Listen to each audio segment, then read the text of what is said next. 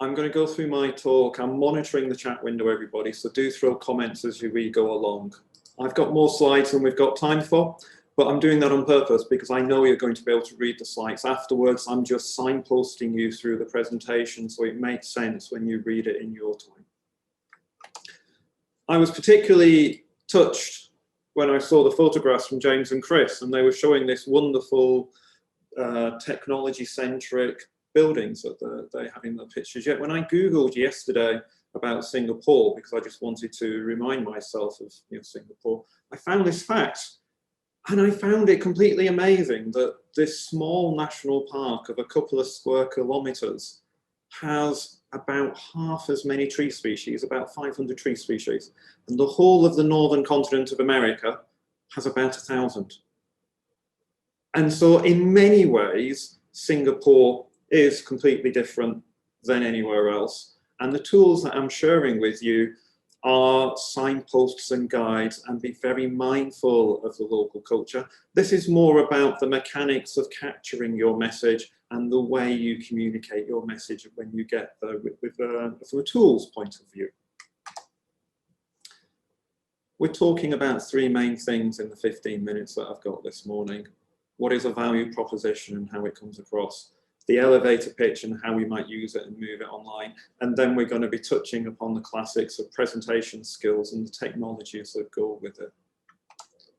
Quite a few people have mentioned value proposition this morning.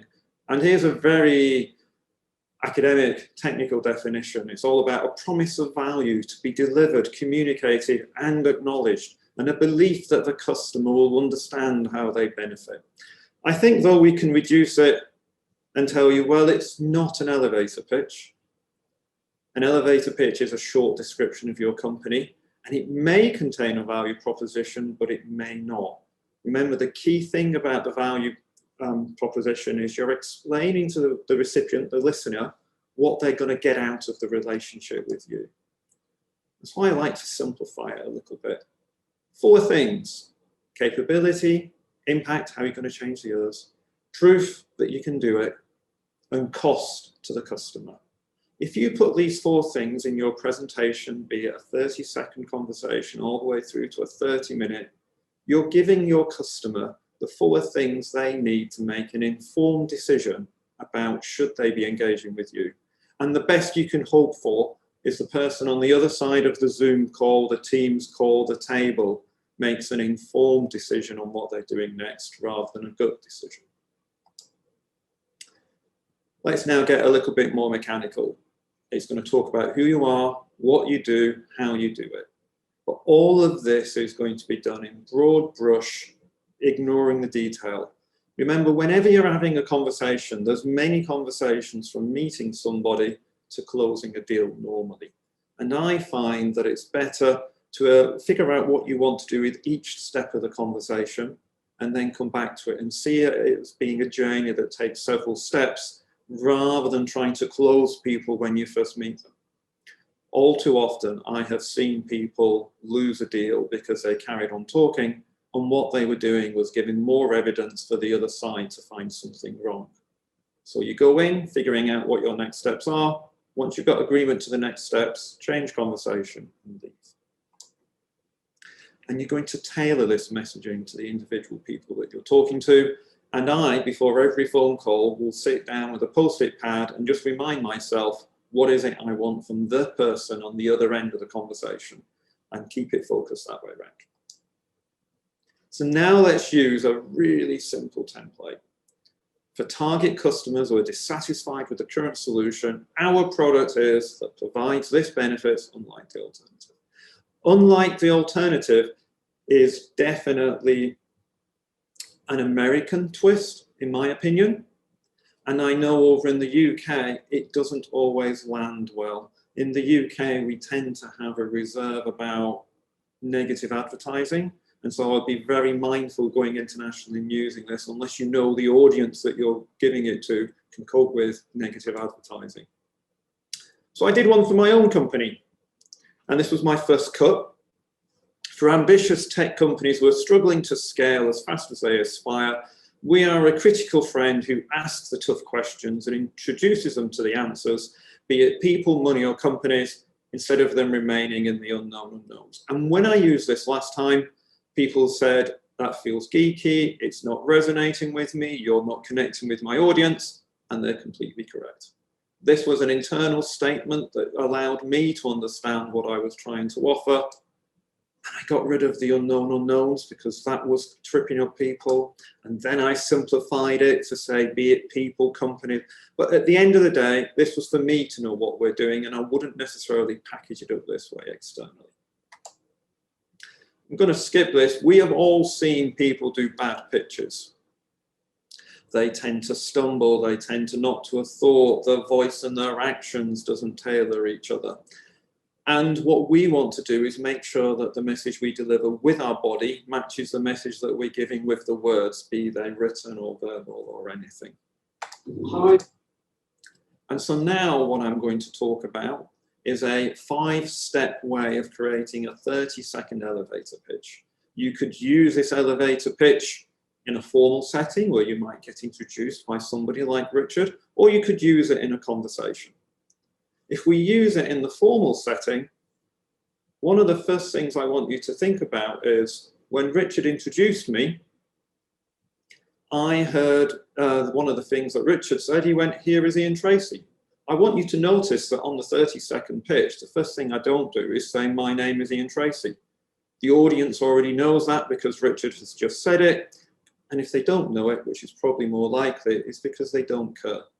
At this moment in time, the audience has no reason to care who I am. So the first thing I do is I grab attention. We were raised from when we were children to listen to questions, particularly from our parents. I grew up in a time that if I didn't respond to my mum asking me a question, she had a means of making sure that I paid more attention the second time round. Nowadays, it seems to involve, if I look at my nieces and nephews, counting to 10 and uttering the word naughty step, but it has the same behavior. We train our people to respond to questions. The other thing you can do is give a thought-provoking statement or fact. Over half of company owners feel overwhelmed, 1/3 have lost money. If this is you, you need to listen. So now I'm waking up the room. Then I'm filtering the room. I'm telling them what I offer, because what's going to happen next is if this isn't for you, you're going to zone out. And if you zone out, that is completely acceptable, because the ones that I do want will be zoning in. So we work with early stage companies to help them focus on what they need to do next, be it for grants, investment, or sales. If that's resonating with you, you're being pulled in. Then we add a bit of credibility, so you know why you should be listening. And then we give them a call to action. And finally, we add my name. Because at this moment in time, if there's 5 people out of the 50 of you who are still online, who are listening to me because I'm useful to you, that's when those 5 are bothered to know my name. The other 45 who are still in the room, it doesn't matter who you don't know who I am. So that's how it goes. And what I'm going to get across to you next is that when you put it together like that, that is 30 seconds of conversation. I'm not ooming and ahhing, I'm not stumbling, I'm not saying things like, I only have 30 seconds, so I should be quick. And I'm now going to quickly try it against a clock. Let's see how it goes. Over half of company owners feel overwhelmed. 1/3 have lost money from this. Is this you? If so, you need to listen. Anchored In works with early stage companies to help them focus on what they need to do next, be it for grants, investment, or sales. In the last 5 years, I've helped companies raise millions in grants and much more in investment. We offer a free quarterly call to help you stay on track. My name is Ian Tracey, and find me on LinkedIn. Look how much of that story you could get in 30 seconds with a bit of pacing. I don't think it sounded like a horse race commentary where you could hear my voice running away twice as fast as it needs to be. The other thing I'm going to say for those of you who have really fast voices, that's natural. I'm not going to ask you to change it. All I'm going to ask you to do is to increase the gap at the end of the sentence to allow me to process the information faster. Because that fast voice that you carry, which is being generated by nerves, is part of your personality. If you haven't changed your voice when you're doing public speaking by now, you're probably not going to change it in the next couple of weeks. If you want to work on your voice a bit longer, one of the other things I can encourage you to do is to understand what are your pause words, what are your stumbles, ums and ahs, and train yourself to internally vocalize them. So you say them in your head, but you don't say them out. I'm now going to talk about what makes great speaking, and then I'm going to touch the technology. These are the 5 things that make a great speaker. Do they have passion? Can they control the speed? Going faster? Can they go slower? Do they have confidence? Most people only have about 3 of them. There's a fantastic YouTube talk by Richard Green. Scan the 2D barcode to take you there. If you have more than 3 of these, you're on the steps of being a great speaker. Nobody I know has 5. Whole bunch of different speakers. Each of them bring a different personality, and each of them adds something. Barack Obama, he really mastered the use of the pause. The pause is when people answer questions.